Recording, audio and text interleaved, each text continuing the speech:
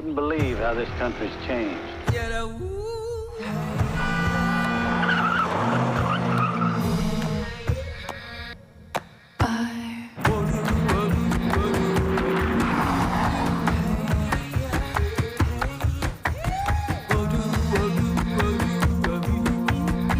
I'll see you in a year or two if I don't get shot. If a person has no respect for himself, how can he expect love in return?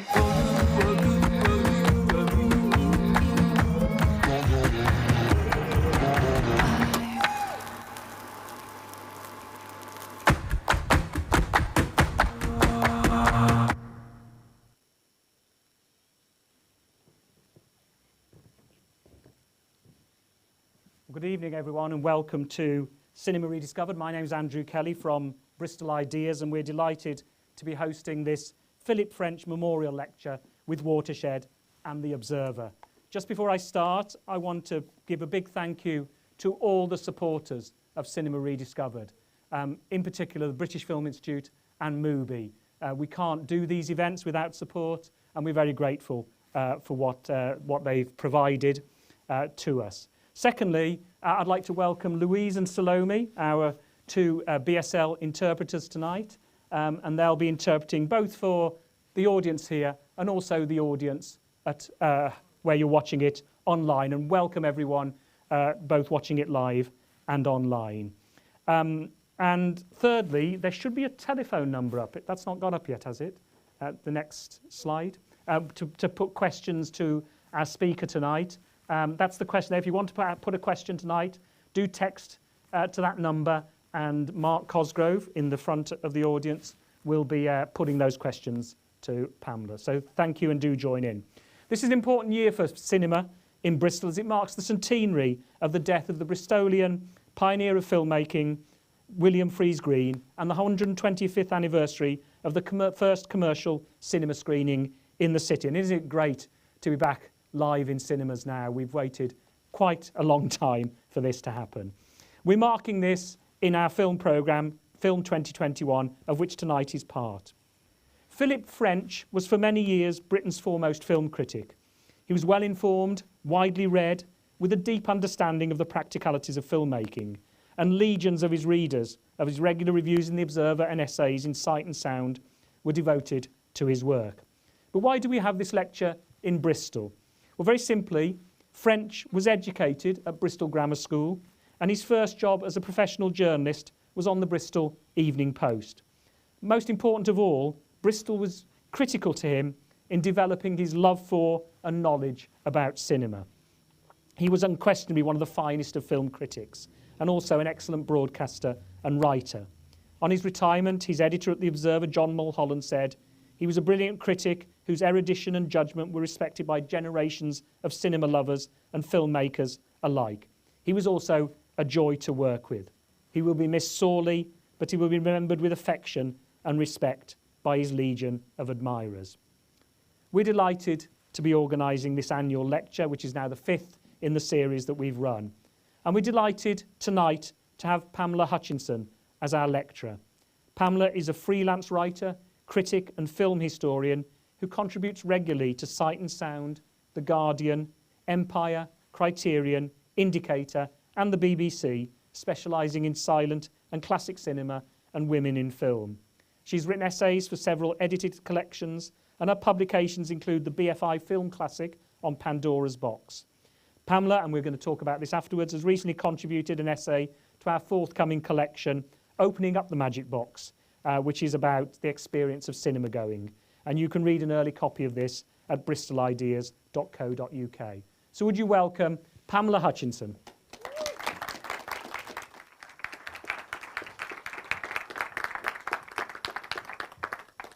Hello, thank you. Is my mic on? Everything? Okay, it's really lovely to be back here in a cinema and in this particular cinema, and it's an honour to do this lecture, so thank you.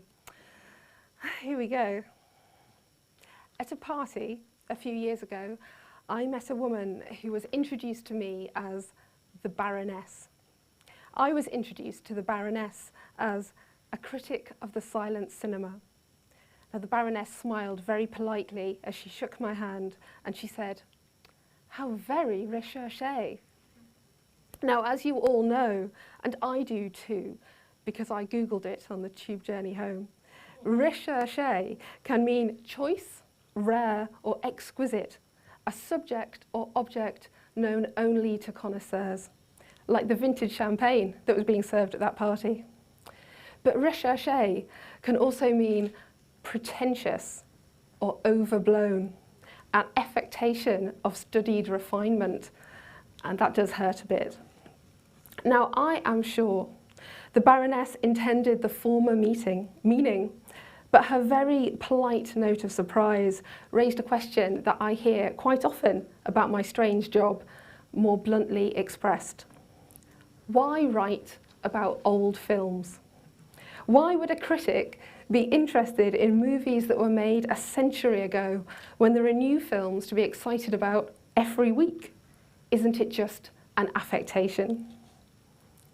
Now, Philip French would have had an answer to this question. I was one of those people who pored over his reviews when I was a teenager, living miles from the nearest cinema. I was reading reviews of films that I might not see for months or years. You might say they'd be a little old by the time I saw them. For French, film history was part of film present, and he would often start his reviews of new releases with a contextual preamble.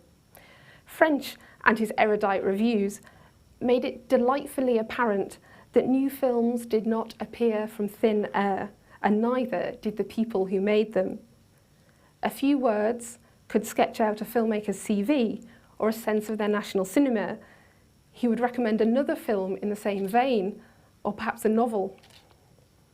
It was from Philip French that I learned that if a critic offers a damning review of a film, you can read that review not as an attack, but as a signpost. This way, there are films like this one, but better, richer, more surprising, more innovative, more emotionally resonant than this one. A film reviewer tells you whether a film is good or bad, worth the ticket price or not. A great film critic, like Philip French, gives you a wider view of cinema in each review, opens your eyes to more than is delimited by the terms of the film's marketing, the junket interviews, and the elevator pitch of its tagline. But why do I write about old movies? And can critics work towards this festival's aim of reframing film heritage? Now, to answer that, I'm going to talk a little bit about my practice and the obligations of a critic. I'm also going to redefine that term, old movies. In 2010, I started a film blog devoted to silent film, Silent London. I shared listings and news, and as the site grew, I wrote reviews and features and festival reports.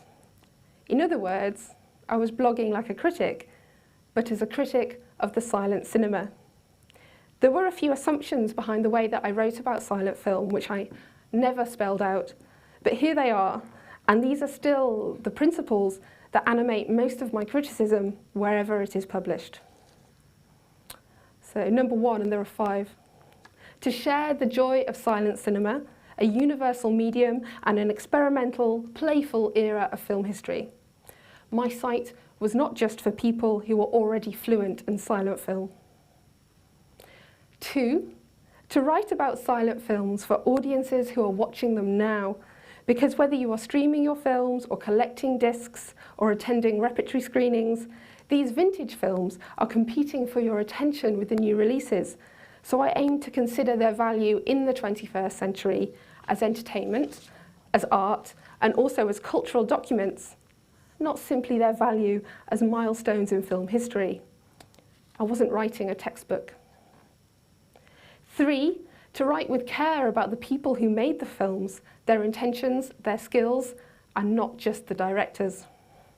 4, to amplify the stories of female creatives in the silent era, whether screenwriters, producers, actresses, actress producers, costume designers, editors, or even directors. I aim to be more inclusive than this now. There's a lot more to talk about, but this talk will largely focus on women's film history. And 5, now the chances to do this well are rare. To write about new releases through the prism of film history to bring the understanding of one era or film into the appreciation of another. So, in fact, I am not here to discuss writing about old films, because doing this work has led me to reject the standard definition of that term. My passion instead has always been for young cinema, those films that were made in a period of exploration when the medium was new and its possibilities had not yet been fully mapped out. So, this is why I say that films released in the first quarter of the 20th century are young, and films released in the first quarter of the 21st century are old. Please think of the analogy as a tree going stronger with each year and each ring, but also don't push the analogy too far. I don't expect the tree to be felled anytime soon. And I love old films. When I saw In the Mood for Love, for example, experiencing its beauty, sincerity, and classical perfection, I knew it was the best kind of old film. A new release proudly showing its sophistication, and now it is opening this festival of young cinema, which proves, if nothing else, that youth is relative. The best old films, the new releases, are old in as much as they are mature and thriving, enriched by a century or more of cinema, feeding them, shaping them, influencing them, inspiring them, and perhaps especially giving them something to rebel against. That rebellion is very healthy. Without it, old cinema can be diminished, derivative, corrupted rather than strengthened by its roots. And when discussing films as a critic, I think it helps to acknowledge both possibilities. And a critic who cannot tell the difference between a pastiche and an act of homage does their readership no favours. So you can't disentangle old and young cinema, the roots and branches of the same family tree. I'm excited by both young and old cinema, and I cover both in my criticism. Young cinema deserves criticism that is alert to its youth and unpredictability, and old cinema deserves something more considered than a hot take which ignores what has gone before. If we look at criticism from the young cinema age, we find a combination, often simultaneous, of delight in the mind-boggling sensations created by the big screen and an earnest plea that the medium keep reaching for new heights, become the art form it promises to be. Wondering, as Virginia Woolf did, what the cinema might do if left to its own devices. It's a loving criticism written hot in the fever of first attraction, but with a view to the cinema to follow. If I believe that my passion for young cinema is more than an affectation, then criticism is the proof of that. I must offer something more productive than a chronology, because there is no single narrative of film history, there is no single frame through which to view it, even if we have been encouraged to believe that there is.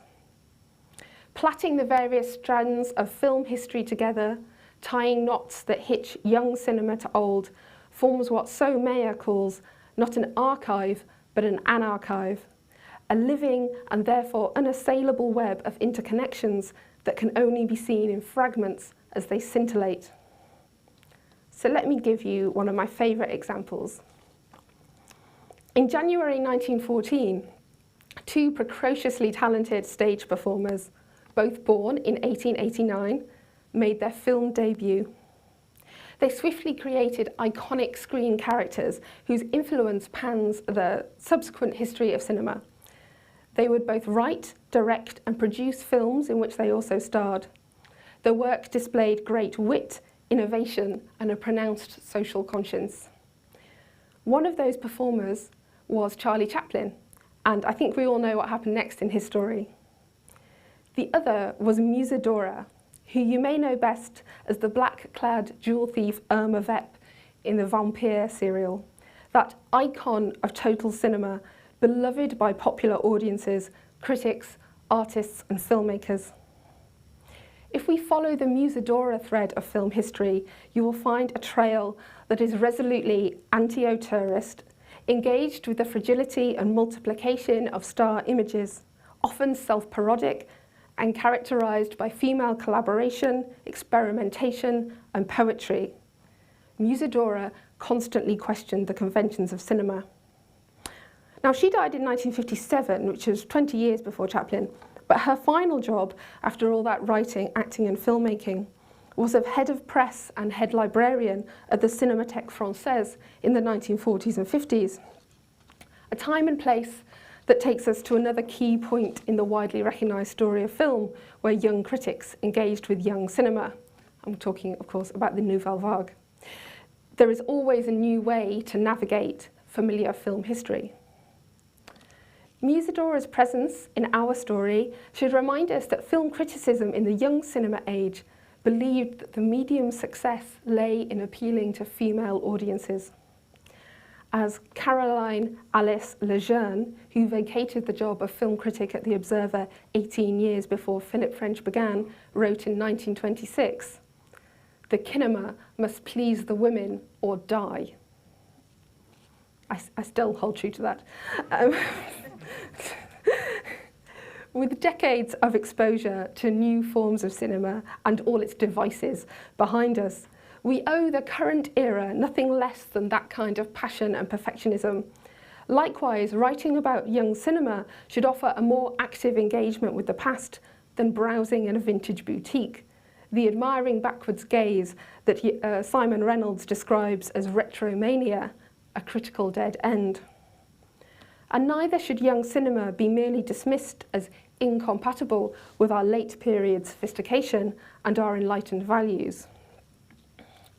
On that important point, one of the critic's obligations is to describe as well as to advise, and while we can be subjective in the connections that we make, we must always be honest about the archive. Not everything is to be recommended in everything that we recommend. A film worthy of critical praise also deserves frank criticism of those aspects that are offensive, gruesome, discriminatory or unjust.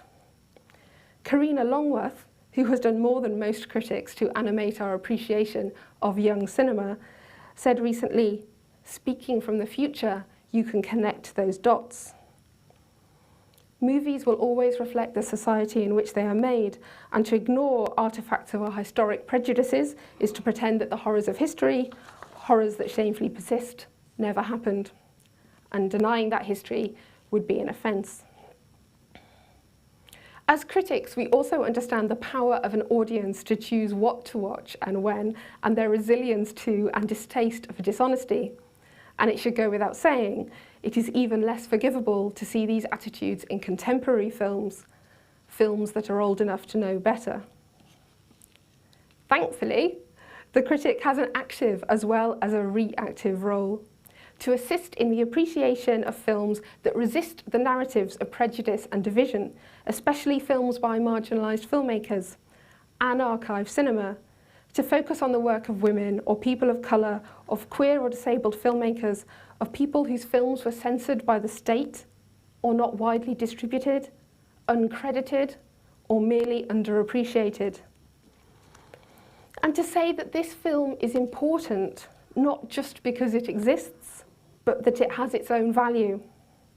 Not because it was the first or only of its kind.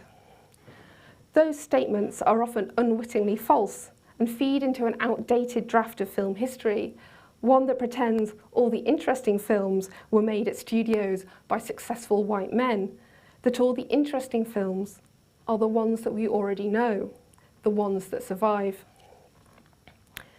So at this point, we're treading a fine line between film criticism and film history, but let me show you the fun of being a critic. I'm often asked what seems like a simple historical question. Who was the female equivalent to this or that great male filmmaker of the young cinema age? And I can only answer that question as a critic by talking about talent, by sharing Lois Webber's Suspense, Alice Guy's Madame's Cravings, Stella Simon's Hands, or the work of any one of the women of cinema who did or did not ever call action, who cut film, who wrote scenarios, who animated paper and card. Because as critics, we are entitled to ignore the industrial parameters of success by saying, I don't care how long her career was or that he never got a distribution deal. Look at the quality of the work, look at the ambition. And then in a quiet voice, I might well ask in return, why make comparisons at all? The second question I get asked a lot is, how did her career end? Why haven't I heard of her? People are looking for the tragedy. And I can answer this question historically, but I always prefer not to swing back to being a critic and discuss the brilliance of the work itself. Musidora, you either know, you have calculated, or you have guessed, did not make as many films as Chaplin. But that doesn't diminish her importance or the thrill of her image making. Another great female filmmaker. Famously, Nora Ephron did not enjoy appearing on panels on women in film. So I have no intention of posthumously trapping female filmmakers in Nora Ephron's idea of hell in a sidebar. So when I consider the work of Musidora, or that of some of the other female filmmakers that I've been thinking about recently, Maya Zetterling, Lois Weber, Mae West, Betty Davis, Maria Lasnik, Asta Nielsen, the women in film questions can wait until later. I've got films to watch first. It's just another way of saying that if we don't like the film history we have, we can reframe it. And this energy is actually palpable in our film culture right now. The canon is under fire, though I predict it will re-emerge having undergone another transformation. The critical appraisal and often reappraisal of work by marginalised filmmakers is key to the next draft of film history. This new draft celebrates the abundance of talent, of compelling work, while acknowledging the reasons why those films have been omitted from previous drafts of the story. As critics, we don't own the films we promote. We only own our approach to the film, our choice of how and why to engage with them, our frame. This new history, which is already being written, cites as sources historians, curators and archivists who are sharing the best and the broadest definition of young cinema. And in parallel, critics will make the case for the inclusion of films that audiences may not be familiar with on the schedule of your local repertory house, on your syllabus, your textbook, streaming services, in your Blu-ray collection, and at the top of all those popular lists. It's hard to talk about young cinema without talking about lists. Show me 5 films, and there is nothing I would like to do less than stack them on top of each other. List making is a diluted and despised form of criticism. The consensus is always boring, and canon formation is inherently biased. Lists written by people who ignore young cinema are toppled by their recency bias. Lists with too much reverence for the lists that came before them just resell tired ideas about what cinema can be. But I believe most people know this, and I claim no moral high ground. As long as there are lists, we can wield our own biases so as to disrupt the old ones. Lists are meant to be disagreed with and then rewritten every year. Apart from that, I take as much notice of lists as I do of star ratings, the headlines on film reviews, and any review that fits into the space of a tweet. Criticism needs a little more room and a little more time. I'm interested in expanding cinema rather than reducing it, another lesson that I learned from reading Philip French. One of the reasons that critics should write about movies that are more than 1 week old is that the best criticism is the result of more than a first look. We all know this, and yet critics are still encouraged to publish reviews rush-written to beat a deadline and social media responses thumb-typed in the cinema foyer. On a good day, writing about young cinema is a small act of resistance to the press lists and studio embargoes that on a bad day make film criticism feel more like film marketing. It can be a struggle to publish criticism about films that are not being marketed, but there is some demand for it. Archive cinema is easy to access, but sometimes bewildering to navigate. A person only needs a signpost or two. In this regard, a critic is always preferable to an algorithm, a list, or a filmography. I cannot stress enough that completism is not mandatory, and there are no films that you must see, just as there are no films that you mustn't. Where the critic can help most is emphasising those connections between old and young movies, drawing the audience's attention from something they can hardly avoid to something they might otherwise miss. This guidance should never be what is known as gatekeeping, a tedious practice that we can trample over in our enthusiasm to watch more films. I never want cinema, young cinema, to be a subject known only to connoisseurs. Neither does it only have value if it is choice, rare, or exquisite. And as a side note, the language that we use to describe classic films can sometimes do much more harm than good, and rare might be an example. Finally, I write about young cinema because so many of us are watching it. And criticism, like filmmaking, is a collaborative process. As critics and audiences together, we reframe archive cinema.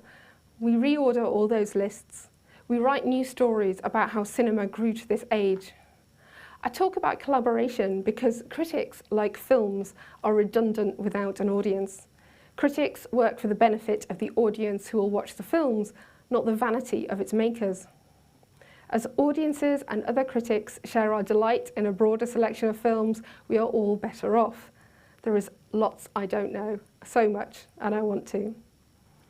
So when I talk or write about young cinema, as I will be doing a lot this weekend, I'm thinking of the audience and what they will take away from any introduction, review, or frame. That's what my favourite criticism does. Critical writing isn't producing a text filled with factual information, even if that is interesting. It's about sharing your vision of the film with someone else, allowing them to see it through your eyes, and in the case of the films that are showing this weekend, making a young film feel young again. Old cinema thrives on its deep roots, and young cinema, given the opportunity to return to the screen, to be enjoyed by new audiences, is ready to be reframed. I mean, every day cinema is reframed because each screening represents a new encounter with the film, whether it's old or young, or one of those difficult in-between ages. Even a familiar film can be rediscovered, as this festival put it, sought and found, or as the French might say, recherché. Thank you very much. Merci beaucoup.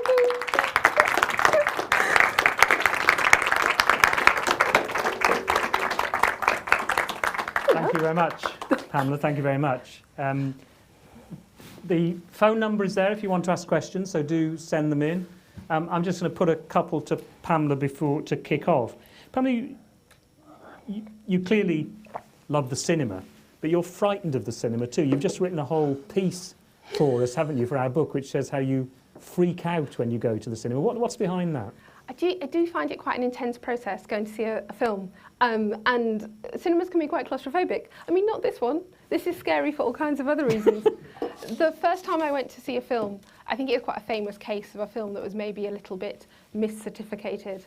It was my older brother's birthday, so I was younger than him already, and we went to see Indiana Jones and the Temple of Doom, which, if you've seen it, I mean, I've never rewatched it since that horrifying first encounter in the Wallasey Odeon or wherever it was.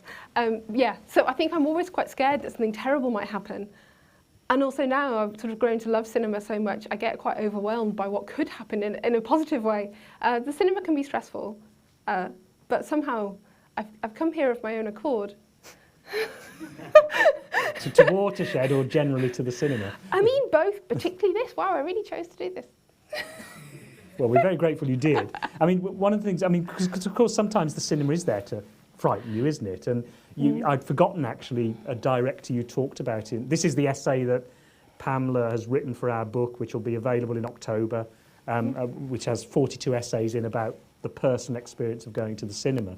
But I'd forgotten about William Castle, the director who tried to frighten cinema goers while films that he'd made were on. I mean, yeah, booby-trapping the cinema is never necessary when I'm here. If anybody ever wants to just put a hand on my shoulder in the middle of a scary scene, I will slap back. Like, it will happen. I do get quite involved in the film, and actually criticism hasn't really helped in some ways, because I never read my notes very well. So normally when I'm watching a film to review it, I'm just concentrating ultra hard, like concentrating more than when you're... So I can go into a bit of a like deep trance. I watched all of Lady Macbeth with a cold drink in my hand, didn't take a sip of it once. When I came out of the cinema, I was like fused to the bottle. I thought it would settle my nerves. Great film. So tell us about how you do that then. So when you're doing film criticism, you don't take notes then, or? I do sometimes, and especially when I'm at home, because I can slightly see better. Yeah. But I'm not one of those people that reviews several films a day, luckily. So I tend to find that I remember things better if I just concentrate massively hard than if I write it down afterwards. And so, I mean, people will have seen me on the tube coming back from screenings in London, concentrating super hard and thumb typing a plot synopsis into my phone, which is almost always incredibly violent or racy. And if anyone's looking over my shoulder, they'll be having a great time. Because you go straight to the bones of the story, don't you? Yeah, so yeah. And you talked about, I want to ask you also about critics you admire. Yeah. And particularly women critics, because I think, you mentioned Caroline Lejeune, who was the film critic for The Observer for a long, long time, wasn't she? But what about other critics from that period or elsewhere? Well, I was sort of quite interested that you mentioned her. I mean, I was thinking about critics that are sort of doing the work now, that I think there are quite a few people that I'm not sure whether people know how many people are talking about young cinema, really. I mentioned Karina Longworth partly because I listened to the interview that the Invisible Women archive activists did with her, and she said something like, I don't consider myself a critic anymore because she does the historical podcast, that You Must Remember This. And I remember thinking, she's entitled to describe her job however she wants, that I think that it's the critical side of her brain that really makes that podcast so great, the care she takes over the way she talks about the films. Because I don't think that there really are just film historians and film critics. I think most people are mixing both skills if we're working in this field. And so it was quite interesting writing this, trying to peel away just the critical side. I think there are lots of people doing it, like Angelica Jade Bastian in America and Farron Smith Name, who's very good at giving you that slightly personal insight into a film. And in Europe, as a woman called Fong Lei, who works in Paris. And she also does a really good example of that. Because I remember, when I first started reading film criticism, it was people like Dilys Powell. Yes, of course. In the Sunday Times, who was, and certainly when I wrote books about the cinema, I was going back to the 20s and 30s. You can always quote women when you write about young cinema. It's great, isn't it? Yeah, it's amazing. But I think that is quite a difference, isn't it, about the way that women critics then, or historians, or however you describe them, were actually incredibly prominent then in terms of some of these things, and for a long time. Yeah, so I mean, there's lots of women working in the film industry at that time, but particularly writing in the fan magazines, in the serious criticism. Yeah. Some of the very first film critics were women, and the audiences were female, which is why she said, please the women or die. Lots of people said variations on that. There's this sort of famous thing that happened with Dilys Powell and C.A. Lejeune, which is Peeping Tom, a film about a male serial killer. They both just didn't really like it. And it's really interesting because, you can see why. Great film, but and it's interesting to see how that becomes a real problem for people taking seriously what they wrote before, because I think that they were both incredibly engaged in film, and it's interesting that we now have conversations about the idea of a female film critic, when in a way that's how it started. The woman's voice used to be listened to. Damn it. And you think of Pauline Kael on the New Yorker, and Pauline Kael is someone always mentioned, people always feel the need to have a very strong opinion about her. Yeah. It's like, no, she's one of the many voices working and writing and arguing and criticising, and it's just always a joy to read her work, whether you agree with it or not, because she had such a distinctive tone. And just before I come on to some questions, I want to ask about two things really. The first is about, this festival is about rediscovering cinema, and how important are festivals like this in terms of of that. I mean, I'm particularly looking forward to the 70s series, which I think is one of the last great periods of Hollywood. Ooh, yeah, maybe. I think, personally, I wouldn't be without them. You know, it's been so difficult to not have Bristol last year and Bologna and Pordenone in person, because it's a really interesting way to, I know that people who've restored films want to come here and show their new restorations, and hopefully then they'll get distributed and people like me will get paid to write about those films. So I find that quite marvellous. But also there's this slight sort of way of taking a strand, like I know that Cinema Rediscovered does, taking a strand and taking a sort of sideways look. You know, I feel like, you know, you could have your Musadora theory of film history played out at festivals. In fact, you know, Maddie and I were talking about the wonderful Musadora retrospective there was at Bologna a few years back. There's a special illustrated tote bag there for people to see. You know, if I took over all the festivals, we'd start with Musadora's first films, and we'd show all the serials, and then we'd show all the things she made in the 20s. We'd keep going on, we'd go to the Nouvelle Vague, and we'd probably end up with Black Widow, which was just a Musadora rip-off, quite frankly, and my outfit. Well, there's your programming for Cinema Rediscovered for the next 2 years. Mark, you've got some questions from the audience, so please do add any others to that number up there. Yep. Yeah, I've got 3 questions so far. I'll just give you the first one, which is from Anthony Davis, and it's in her book, In Glorious Technicolor, subtitled A Century of Film and How It Has Shaped Us, Francine Stock tells the story of how actors came to have credits, people's fascination at who a film actress was. If there weren't credits for the cast before, that probably seems incredible now with our over-fascination on directors and stars. What is the antidote that a reviewer can give or to recognise the role of all who worked on making films? Wow, that's a great question. Half the time I'm trying to give more credit to stars and less to directors, actually. But no, I can see exactly where you're coming from.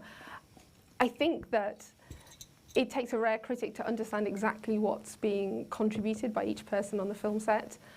We often have these comments about films that should have been edited, and often they're referring to films that have been very beautifully edited. They're just quite long.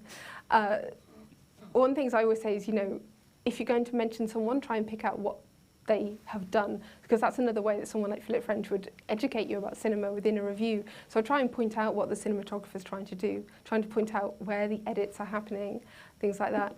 I think we have a problem, and we'll be talking about this when we show the Last Picture Show tomorrow, about the few credits we have and the hierarchy of them.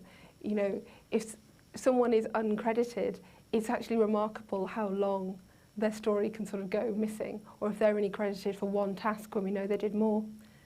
There was a sort of egalitarian thing at the start of film industry where everyone sort of mucked in, and then soon people realised that the directors were the most important.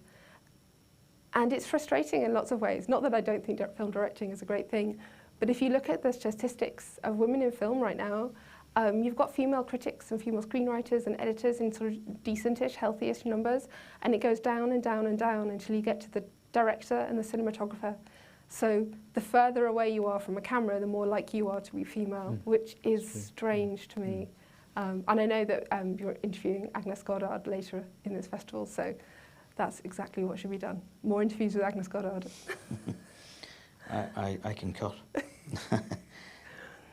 I was just going to add, if I may, that, you know, exactly with the Last Picture Show and actually doing the 71 season, that was one of the things I wanted to do, was sort of refer to those hidden female stories. And of course, you know, the editing of Toby Rafelson, for example. It's always Bob Rafelson that's remembered, but, you know, actually Toby Rafelson was one of the sort of great contributors. So it is the festival is an opportunity to resurface those and revisit and make the film, as you say, young again. I think one of the things we always say, you know, if we put the director's name before the film, you know, I don't know, Alfred Hitchcock's Saboteur, whatever it might be. And one of the things I always try and chide other people to do, and I'm trying to remember to do it myself, is not to put a man's name in front of a film unless you really, really need that name to be there. The one I always think of is, you know, a man with a movie camera. The editing's pretty good in that film. Yeah. But yeah, so, you know, always try and remember why you are saying, you know, this man's name first. It might not be the whole story, it might not be the full thing. I'm quite fond of putting a star's name first. Jane Fonda's Clute. Which you can see here. Oh, yes. Over the next couple of days. Also, if you go to a cinematography festival, you're really surprised by seeing the cinematographer headline over the director, which slightly throws you. So anyway, I digress. Questions. This one's from Peter Domankiewicz, who may well be related to William Freeze Green. I think he is William Freeze Green after the last few. So here's the question. If you need to contextualise, how long do you need to have been watching films? Or how many films do you need to watch to be able to do a decent job as a critic? Yikes, all of them. You need to have watched everything that William Freeze Green thought about making. No, obviously, you know, I mean, this is one of the things where it's quite, you know, I'm of the opinion that we haven't had enough of experts. You know, when people do bring their own particular unique slant into a film, you know, there'll be someone who wants to talk about Now Voyager purely as an Irving Rapper film, and there'll be someone who wants to talk about Beautrefoy as an Agnes Goddard film, and these are all great points of view. Yeah, you don't need to have seen anything. I think it's exciting when you want to see lots of work by a particular person, but you know, Philip French had seen a lot of films, and that was a great gift that he gave to us by always reminding us that there were other films. And I always got went away for the reading and viewing list from his reviews. But yeah, Peter, you need to watch more films. Everyone else can relax. I'm sure he's doing that at this moment as we speak. The third question, and just to remind the audience in here, the reason that you're texting questions is that it's part of Watershed's sort of COVID secure. We don't want people sort of taking handheld mics all over the place, etc. So that's why we're having the text the message, which comes to my phone. It is not my phone number, by the way, just in case you're thinking about calling me later on. A few ideas for programming at the Watershed. Fortunately, it goes to another place. Do you find you view films differently when watched in the cinema and watched at home? Do you find it affects your reviews? And that's from Ollie.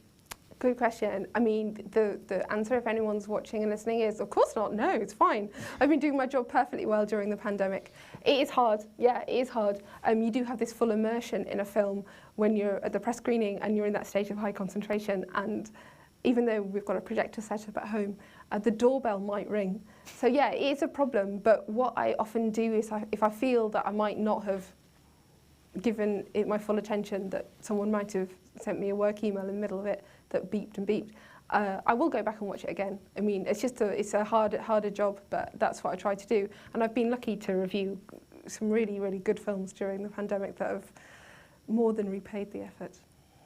Are there any that you would be that we haven't yet seen? And I'm not sure if there's anything that we haven't just yet seen, actually. I'm not sure if there's anything new out. I would highly recommend The World to Come, which is out this week. The thing that is on Mubi still, I think, that really blew me away recently was Beginning, the Georgian film. Really stunning. And definitely a film which I would pay to go and see again in the cinema.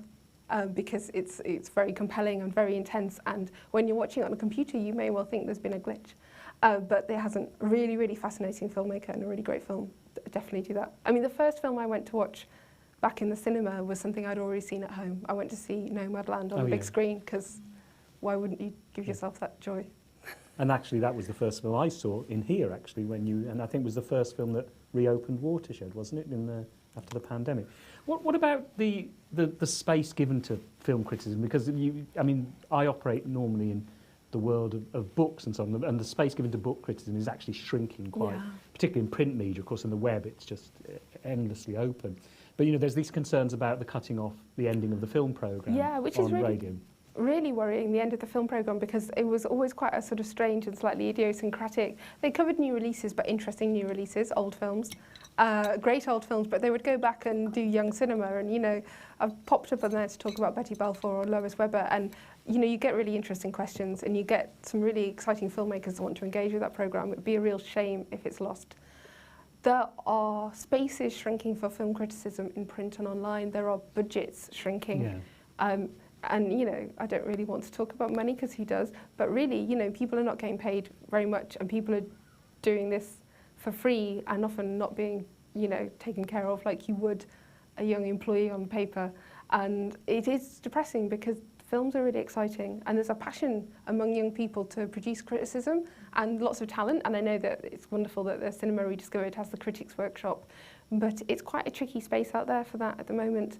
I'm lucky that I have lots of things that I do and I'm working on exciting things, but it's not a given then you're going to get, paid to write about Lois Weber too often. And it is quite shocking how you have to look at the rates. If anybody writes in journalism freelance, the rates of pay have actually been static for quite a long time, if not gone lower. And I know you don't want to talk about money. That's fair enough. Oh no, I mean it's very sordid, but no, I just meant God, it's depressing. But yeah, no, I mean we can be frank about it. It's quite often a very appallingly underpaid job. Yeah, and all journalism is, and it's a shame that people don't want to pay for their journalism when people are increasingly more critical of it. It's not a very healthy space, I think. But there are some publications and corners of the print media and the internet that do have a lot of loyalty, and there's still so much exciting stuff being done. And every so often I watch a video essay and think, oh, you should stop all this and do this instead. Well, that's a great example, actually. The BBC Inside Cinema series is always fun and often very insightful. Yeah. But I do think there's almost like a responsibility, isn't there, on the part of public broadcasters like that to actually, this is why they're there, to invest in these kind of programmes. And we've got Channel 4 is 40 years old next year, and I can remember Channel 4, would show, I remember one time they showed the complete Truffaut season, which you wouldn't see now on public television like that. No, I mean, I understand there are lots of places that people can watch films for free now, and there are lots of places that people can watch films for free legally too, which is interesting. But the chances of sort of stumbling across a Derek Jarman film on a Friday night are fewer, because I do think that when there's so much available, people get a bit of choice paralysis and find it hard to decide to watch something. I remember talking to some students once, and I asked who had seen His Girl Friday, and only one had, and she hadn't finished watching it. And I sort of sympathised in as much as she probably thought, well, there's so many things to do on this computer. But I do, also there's a little part of me that says, how can you stop watching His Girl Friday halfway through? And I just wanted her to just be absented from the rest of the lecture and given, 40 minutes to finish it. Peace and quiet. Maybe we should give our film students fewer lectures and more kind of enforced film watching sessions, because it's a treat.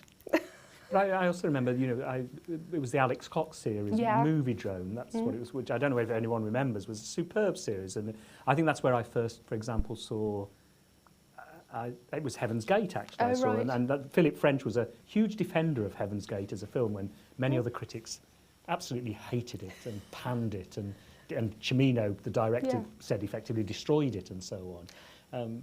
Yeah, I mean, that's what they said about Caroline Lejeune and Peeping Tom. Terrible critics, aren't they? Oh no, the worst things. I mean, if someone tells you that something is terrible and then there's one person telling you it's fabulous, I mean, aren't you intrigued to watch it? Yeah. And I think what was wonderful with the Alex Cox thing, which obviously I'm too young to remember, but maybe Repo Man, I think maybe I definitely watched that way. Just that little bit of introduction, which gives you the information you might need. If you're a teenager in the 90s, you don't really know much about it, but also it gives you that enthusiasm. You're going to watch something and it's going to be great. Not because you should watch it or because someone's told you on the radio that's cool or whatever, but yeah, you really feel quite personally connected when you get those little introductions. And you can still see on some of the archive Blu-rays and things that come out, they're like Orson Welles introductions to films, and yeah. I mean, that kind of spirit of enthusiasm, every film needs a good hype woman. And when you talk about expanded views for critics on the way Philip French would write and you write and so on, I mean, we are... I'm not comparing myself to Philip French. That's fine, don't we're worry. striking that from the record. That's fine. This is all off the record, as it were, online. But This man has lied to me. The ability to see many more films now is huge, isn't it? I mean, I remember, I write about this in the book that we're publishing with your essay in, because I remember the first time I saw Citizen Kane. And I remember the first time I saw Citizen Kane. I almost feel old enough to have seen it first time round, actually. But it was on the television one Christmas as part of a Wells season on BBC Two. And I at that time you just had video recorders and so on. I was terrified I would miss this because there was no other chance of seeing it. So not only did I record it myself, I got 2 friends to record it, and I recorded it at my parents', and I ended up watching it live anyway when it was on the television. And that meant I got 4 copies of Citizen Kane, actually, and so on. Is that enough? It's not enough, actually, because you need a few more spare just to get through and so on. But then you couldn't see these things, you know. You literally couldn't. Now, Citizen Kane, you can download it probably in 2 clicks or something like that. Yeah, and I mean, in a way, I mean, that's just brilliant. But it's interesting, you know, I'm definitely of that generation where we looked at pictures they could have been a textbook, could have been a magazine, could have been, you know, a slide at college, and you saw an image of Citizen Kane, and you heard that the cinematography was out of this world, and you got to watch it. And there was a snowstorm, and I still took the bus to Hounslow Library. Hounslow Library had some killer VHSs. And yeah, it was worth it. It was worth it. And you know, I've seen it once or twice since. Mark, you've got some more questions? Yeah, there is a question. It's not got a name attached. It's quite a long question, so bear with me. When Disney first started, a lot of the films were based on public domain properties, such as Snow White, Alice in Wonderland, etc. And now you're beginning to see Disney lobby towards mostly the US government to extend properties from entering the public domain. Do you believe there should be more creative fiction available to use freely? And where do you draw the line between personal ownership, making profit, and making ends meet, and what belongs to culture? That's a thesis. It really is a PhD question. Right in there, isn't there? Gosh. IP. Oh, I know. Okay, shrug emoji, man. I mean, it's interesting because I know that a lot of people just say, put everything in the public domain. And I sort of like the punk spirit of that, obviously, who wouldn't? But I also know the benefits to people's estates when things are held and people get fairly rewarded and things get taken care of.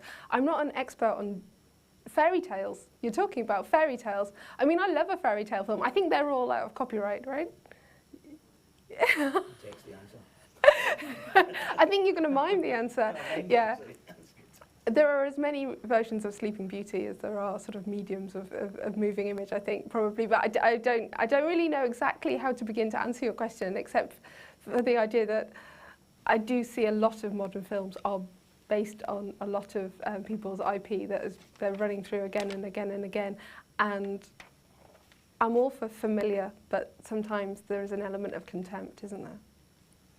Did I get away with that one? Probably not. There's a big piece just out in the New York Times today about big interview with Matt Damon talking about, well, lovely. Which is really interesting interview actually about how, and he's talking there about problems of the same films being made time after time again now because they're safe films, they can be put in any territory really. Yeah, I just wonder if there are any ghosts left to bust at this point. And this place can be full of them sometimes. So, are there any more questions, Mark, from members of the audience? I think we're out of time now, aren't we? So, thank you very much, Pamela. Thank you very much for doing this. As I said, this is part of Cinema Rediscovered, and there's lots more events coming up and lots of great films to see. And in fact, straight away after this one is the opening night film, I think. So do join us on Saturday. I am with someone else, not with Pamela. You're very welcome to come along as Cinema Walks of Bristol and talking about William Freeze Green and cinemas in Bristol and cinema history. And then on Sunday we've got, we're showing The Open Road by Claude Freeze Green with live musical accompaniment by Neil Brand. And we're also showing The Magic Box, the film from the Festival of Britain that was made about the life and work of William Freeze Green. And Peter de Mankiewicz, who asked one of the questions, he will be being in a discussion with Christopher Frayling and Bryony Dixon from the British Film Institute about Freeze Green's life and work. Yeah. And you're introducing some I'm introducing a couple of films this weekend. Which ones are you introducing? Oh, what have you got? I'm introducing The More the Merrier with Jean Arthur, which is highly recommended, and also The Last Picture Show tomorrow. Oh, yeah. And I'm lucky enough to be talking to those amazing women from the Invisible Women archives with Simran Hans and Helen O'Hara. So more women in film questions. And Helen O'Hara's just written a very good book, I've read. Called Women versus Hollywood. And if you're interested in the history of female filmmaking, this is an excellent read on that topic. Excellent. Well, thank you very much for everyone at home. Thank you. I know, I was just about to thank the signers. You put me off thanking the signers by telling me to thank the signers. Well, thank you very much. Thank you. Thank you to everyone who's come. Thank you to everyone who watched at home. But thank you, and thank you to our sponsors, particularly the British Film Institute and MUBI, and also our partners, The Observer, who were Philip French's great employees, and Caroline Lejeune's great employees for many, many years. But thank you most of all to Pamela Hutchinson. Thank you very much.